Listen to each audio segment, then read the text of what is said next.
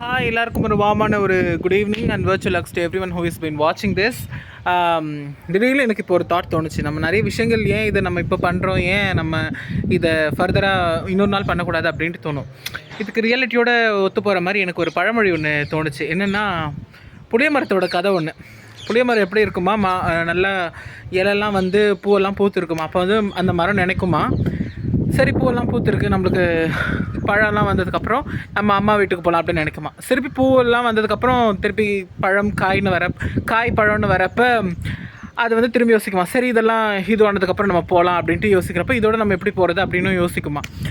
Plus அதை தாண்டி அதெல்லாம் உதிர்ந்து போனதுக்கப்புறம் நம்ம எப்படி இலையும் இல்லை பழம் காய் எதுவுமே இல்லை, நம்ம அம்மா வீட்டுக்கு போனால் நம்ம அம்மா என்ன நினைப்பாங்க அப்படின்னு அந்த புளிய மரம் நினைக்குமா. ஸோ இது எப்படின்னா, ஒன்றுத்துமே நம்ம பண்ணணும்னு நினைக்கிறப்போ ஒரு விஷயம் நம்ம தோணும், ஒரு விஷயம் நம்மளுக்கு சைட் பை சைட் வரும்.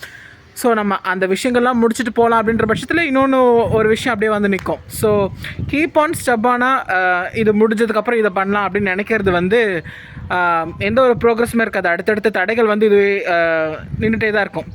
அதனால் எந்த விஷயம் நம்ம எப்போ பண்ணணும் அப்படின்னு யோசிக்கிற விஷயத்த சரியான பட்சத்தில் அதை அப்போவே பண்ணுறது இட் இஸ் குட், ரொம்ப நல்லது. அதை தான் நான் சொன்னேன். இது எனக்குமே தோணுச்சு. நிறைய பேர் இதை பார்ப்பீங்க, நிறைய பேருக்கு தொடங்குவதிலும் செய்வதிலும் ஒரு தாமதமோ இல்லை ஒரு குழப்பமோ இருக்கலாம். அதுக்காக தான் இந்த சிறு பதிவு.